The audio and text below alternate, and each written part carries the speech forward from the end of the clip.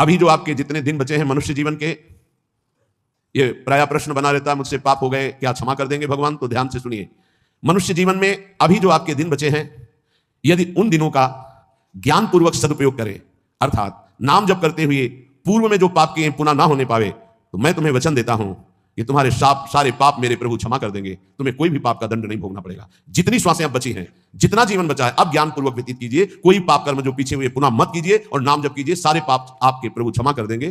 गीता जी, सर्वधर्मान परित्यज्य मामेकम शरणं व्रज अहम त्वां सर्वपापेभ्यो मोक्षयिष्यामि मा शुचा, श्री भगवान के वचन है। जो आंतरिक काम क्रोध आदि रोग हैं, इनको नष्ट करने के लिए 5 औषधियां हैं। जैसे पेट खराब हो जाए तो पंचसकार चूर्ण की आवश्यकता होती है, ऐसे ही हमारा विचार खराब हो गया है, दिमाग खराब हो गया है। सत्य वस्तु को भूलकर असत में रमण करना पागलों का कार्य है।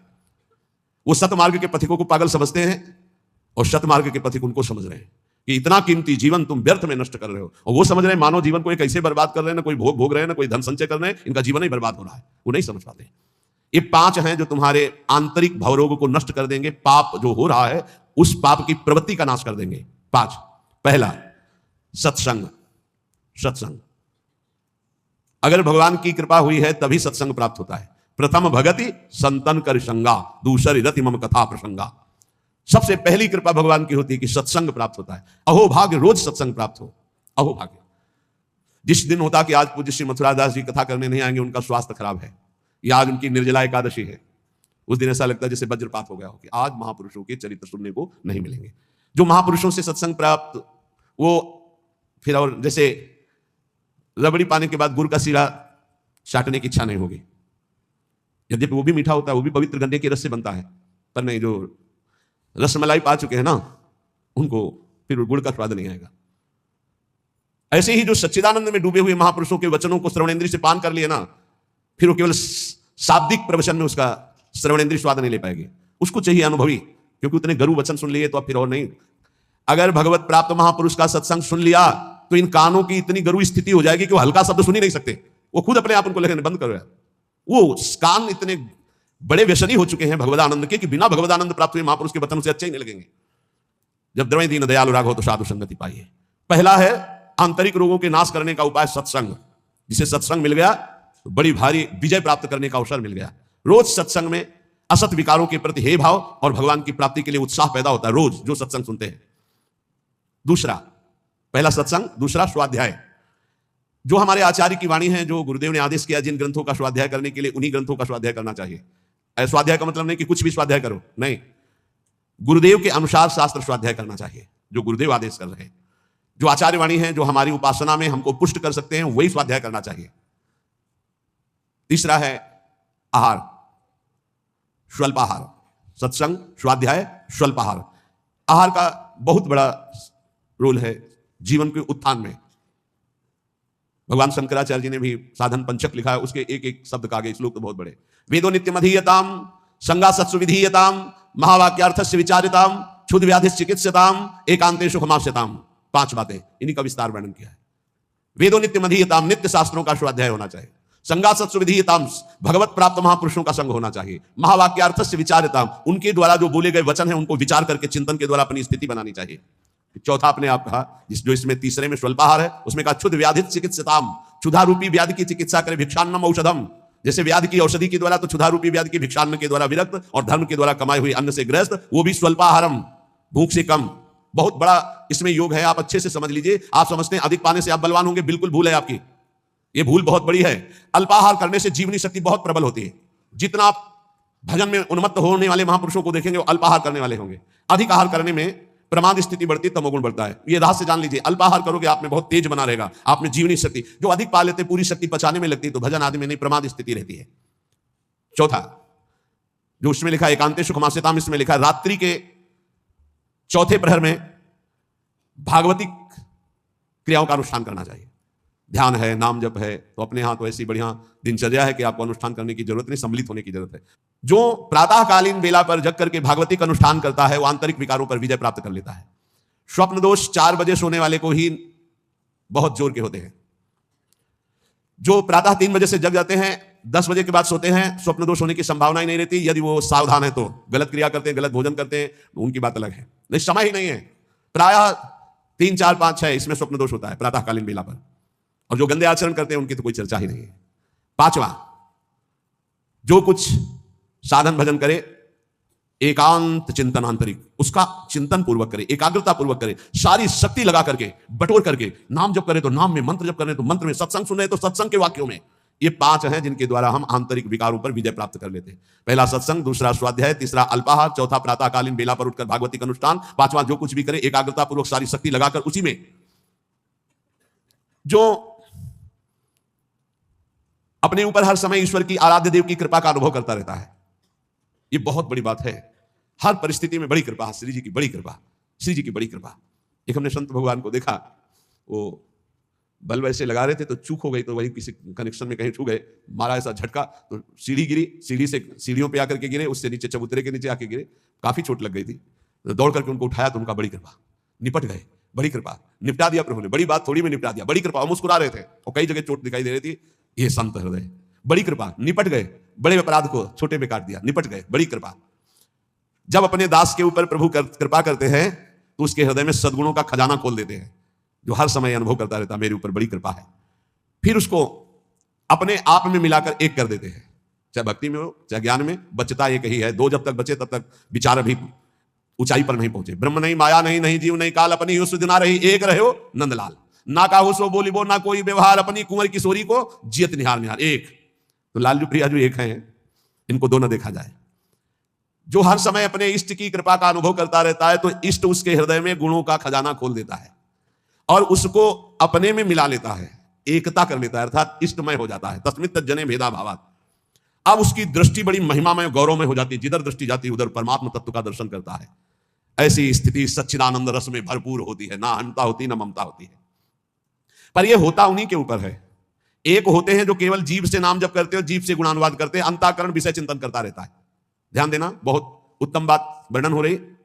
पहली बात कही कि जो जीव हर समय उपासक के कृपा का अनुभव करता रहता है, बड़ी कृपा, बड़ी कृपा, दुख में भी सुख में बड़ी कृपा, उसके हृदय में गुणों का खजाना खोल देते हैं और उसको एकता में मिला लेते हैं, अपने में मिला लेते हैं भगवान।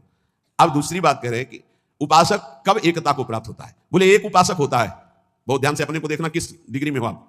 एक उपासक होता है जो जीव के द्वारा नाम जप करता है, जीव के द्वारा गुणों का गान करता है, पर हृदय में विषय चिंतन होता है। दूसरा उपासक होता है जो जीव के द्वारा नाम जप करता है, गुणानुवाद करता है, अंतःकरण भी उसी में जुड़ा हुआ होता है, ये विशेष कृपा पात्र होता है। और तीसरा उपासक होता है जो जीव से नाम जप करता है, गुणानुवाद करता है, हृदय से जुड़ा रहता है और स्वयं लीला में डूबा रहता है। जो गाया, जो चिंतन किया, उसी में डूबा है। ये तीसरा, ये सर्वोपरि उपासक है। जो गाया वही चिंतन, जो चिंतन उसी में डूबा। एक गान कर रहा है लेकिन चिंतन विषय का हो रहा है, एक गान भी कर रहा है चिंतन भी कर रहा है, एक गान भी कर रहा है चिंतन भी कर रहा है, डूबा भी उसी में है, सुध ही नहीं। यह है उत्तम अवस्था उपासक की। बहुत जोर की बात है, ऐसा ही होना चाहिए। जो जप कर रहे हैं, जो गान कर रहे हैं, उसी का चिंतन कर रहे हैं, उसी में डूब रहे हैं। पहला जो नाम जप कर रहा है, गुणगान कर रहा है, हृदय से विषय चिंतन कर रहा है, उसको इस लोक और परलोक के भोग परास्त कर देते हैं। बहुत सावधान, ऐसा उपासक भ्रष्ट होने में देर नहीं लगेगी। जिसका वाणी से गान हो रहा है और हृदय से भी चिंतन हो रहा है, उसको इस लोक और परलोक के भोग अच्छे नहीं लगते, पर परास्त करने की गुंजाइश है। लेकिन तीसरा जो मनन करके डूबा हुआ है, त्रिभुवन का भोग, सामर्थ्य नहीं कि उसको लुभायमान कर सके, भ्रष्ट कर सके। तीसरी बहुत ऊंची स्थिति है। जो गृहस्थी में रह करके अपने परिवार से हंसता है, बोलता है, व्यवहार करता है, खाता पीता, चलता उठता बैठता है, पर ऐसे जैसे विदेश में आए हुए मेहमान। गृहस्थी में कैसे भगवत प्राप्त? बोले जो अपने परिवार के साथ हंसता है, खाता पीता, बोलता, व्यवहार करता है, बढ़िया, सब वैसे ही, लेकिन वो वैसे जैसे किसी मेहमान के यहाँ गया। उसको पता है रहना नहीं, देश बिराना है, ये भी छूटेंगे, शरीर भी छूटेगा, जाना है, मुझे प्रभु के पास जाना है। क्योंकि वो अपने परम प्रिय सखा प्रभु को हृदय में निरंतर चिंतन करते हुए ऊंची स्थिति को प्राप्त है कि मुझे भगवत प्राप्ति करनी है। ये सब केवल एक व्यवहार मात्र है। वो उस स्थिति में परिवार में रहता हुआ, संसार में रहता हुआ शायद ही कोई समझ पावे कि कितनी ऊंची कोटि का महात्मा है वो। गृहस्थ में रहते हुए, जो अपने परिवार में रहते हुए, प्रेम व्यवहार करते हुए, कमाते खाते हुए, हर समय भगवत स्मरण करते हुए ऐसे रहता है जैसे किसी मेहमान के यहाँ कि मुझे तो जाना है, घर मेरा, मकान मेरा, नई वस्तु मेरी, नाथ सकल संपदा तुम्हारी, मैं सेवक समेत सुतनारी, मुझे तो आप चाहिए। देखो, जब तक तुम संसार की कामनाओं से निवृत्त नहीं होगे तो ये संसार तुम्हें फंसाए रखेगा। तुम्हारा सारा साधन भजन जो परलोक प्रदान करने वाला है, ये संसार नष्ट कर देगा। संसार की कामनाओं की जब तक निवृत्ति नहीं होती तब तक संसार फंसाए रखता है, और ये जितना साधन भजन बनता है सब खा जाता है संसार। तुम कहलाओगे भगत, लेकिन तुच्छ विषयों में अपने भजन को बेचने वाले भगत नहीं कहलाते। तुम जैसे तैसे अपने इंद्रिय और मन को बिखेर रखा है, इंद्रियां मन तुम्हारे भजन को नष्ट कर रही है। अत्यंत तुच्छ असत जड़ दुख रूप भोगों में वो मूर्ख अपने भजन को छीन कर देता है, भजन को बर्बाद कर देता है। इसलिए इस संसार की लौकिक वस्तुओं को जो तुम्हें प्राप्त है भगवद अर्पित करके प्रसाद रूप भोगो, और निर्मल परमानंद की प्राप्ति के लिए कोई इच्छा मत करो, अपने भजन को बचा के रखो। ये पदार्थ आदि तो भगवान अपने आप तुम्हारी व्यवस्था करेंगे, तुम भजन से भगवान की प्राप्ति की चाह करो। जो इस बात को स्वीकार कर लेते हैं उनके अंदर एक नई कामना जागृत होती कि कुछ लोग तो ये जान जाएं कि मैं भजन करता हूं, ये बहुत जोर की इच्छा होती है। हमें और कुछ भोग नहीं चाहिए, इतना तो है कि लोग ये हमारा सम्मान कह के करें कि बड़ा भजनानंदी है, बड़ा त्यागी है, बहुत अच्छा है, गृहस्थी में रहते हुए महात्मा या विरक्ति होते हुए कितना बढ़िया महात्मा है। ये कान सुनने के लिए लालायित रहते हैं। लोग मेरी योग्यता को जाने कि मैं कितना अच्छा हूं, ऐसी इच्छा जो करता है तो इच्छा करते ही वो परम पद का अधिकार खो देता है।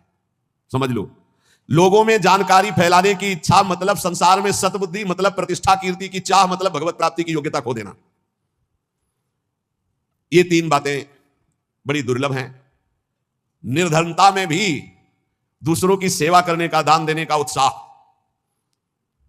एकांत में पापाचरण ना करने की दृढ़ भावना, ये बहुत कठिन बातें, बहुत कठिन बातें। निर्धनता में भी दान देने का, दूसरों की सेवा करने का उत्साह, एकांत में कभी पाप ना करने की दृढ़ भावना, और जिससे भय लगता है ऐसा कभी कोई वचन आचरण संकल्प मन में ही ना आने पावे। भय लगता है पाप कर्म से, पाप कर्म ही भय प्रदान करता है। तो पाप कर्म से कैसे निवृत्त हो, क्रम बाई क्रम वर्णन कर रहे हैं। तो जो पाखंडी लोग हैं इनका संग का त्याग कर दे, पाप निवृत्ति के लक्षण, पाप तुमसे बनेंगे ही नहीं। पाखंडी लोगों से दूर रहना, खुली बात कह रहे हैं, महापुरुषों के वचन, किसी से कोई लेना देना नहीं रहता, इसलिए मस्ती से बोलते हैं। पाखंड कहते हैं पाप के खंड को। पाप जो ऊपर से सदाचरण का वेश धारण किए हुए हैं और अंदर से पापाचरण करते हैं, बहुत ही लुभावना पाखंड होता है। लुभावना आप देख के समझ ही नहीं सकते। हमारी योग्यता ऐसी नहीं, हम अपनी योग्यता दिखाते हैं तो पाखंड एकदम भी कहा जाता है। इससे पाप की प्रवृत्ति होती है। पाखंड से बचे और पाखंडी लोगों से बचे, खुली बातें हैं। जो असत्य में भोग सुख प्राप्त करना चाहता है वो पाप किए बिना रह नहीं सकता। ऐसे पाप का आचरण करने वालों का संग बिल्कुल नहीं करना चाहिए। अहंकार पापों की रति प्रदान करता है, इसलिए अहंकारी का संग नहीं करना चाहिए, अहंकार का संग नहीं करना चाहिए। पाखंड नहीं धारण करना चाहिए, पाखंडियों का संग नहीं करना चाहिए। असत्य के भोग की लालसा पाप करवाती है और असत्य के भोगों में रत पापियों का संग नहीं करना चाहिए। अहंकार ही भोगों में रत कराता है, इसलिए अहंकार नहीं अंदर आने देना चाहिए और अहंकारियों का संग नहीं करना चाहिए। प्रभु की ओर अग्रसर होने वाले जितने साधक हैं उनको सावधान रहना चाहिए ऐसे अहंकारी असत भोगों में लगे हुए पाखंडियों से। कल्याण के मार्ग पर चलना है तो अधर्म और अनीति और पाप कर्म छोड़ने की दृढ़ प्रतिज्ञा करनी होगी।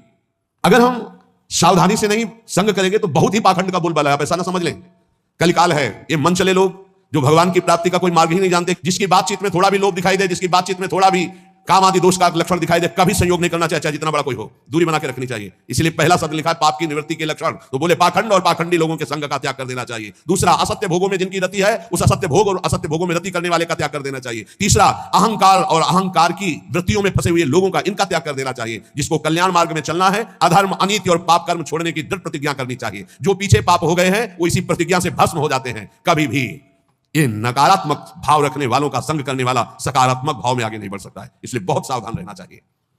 जो सांसारिक मान बढ़ाई कीर्ति परिस्थिति वस्तु रुपया आश्रम इनकी प्राप्ति की चाह रखता है वो कभी भगवान की प्राप्ति की चाह करने वाला हो ही नहीं सकता है। जो त्याग की हुई वस्तुओं का पुनः भोग करता है वो श्वान के समान होता है, वो साधु नहीं होता है। श्वान समझते, सम्मान शब्द सूचक श्वान है, उसको कुत्ता कहते हैं। बमन को कौन खाता है? कुत्ता। तो रमा बिलास राम अनुरागी तजत बमन जिम जन बड़भागी, बमन के समान भगवान के भक्त संपूर्ण भोगों का त्याग कर देते, तो बमन के समान त्यागे हुए भोगों को पाने वाला श्वान कहा जाता है। भक्त भगवत प्रसाद पाता है और जीवन को भगवत प्रसाद में करता है। यहां खुली महापुरुषों की बातें, कोई लगा लेश नहीं है। उपास्य प्रभु का स्मरण सेवन करना, प्रभु की प्राप्ति के लिए सारे स्वार्थों का त्याग कर देना, अंतःकरण को भगवदाकार बनाना। कोई भी जीवन में ऐसा आचरण ना हो जो संतों ने ना किया, वो कभी आचरण नहीं होना चाहिए जो संतों ने कभी नहीं किया। यह ध्यान रखना चाहिए। वेश धारण करके हमसे अगर कोई गलती है मुझे त्याग देना चाहिए, हमें सुधारना चाहिए। आहार निद्रा इन पर विशेष शासन करता है, चाहे गृहस्थी का साधक हो चाहे विरक्ति का। आहार निद्रा इन पर शासन करे। वैराग्य का एक भी लक्षण कम ना होने पावे। अगर एक भी छेद हो जाए तो जैसे घड़ा भर नहीं पाता, ऐसे अंतःकरण पूर्ण दृढ़ भगवत मार्ग में नहीं लग पाएगा यदि वैराग्य का एक भी लक्षण कम हुआ।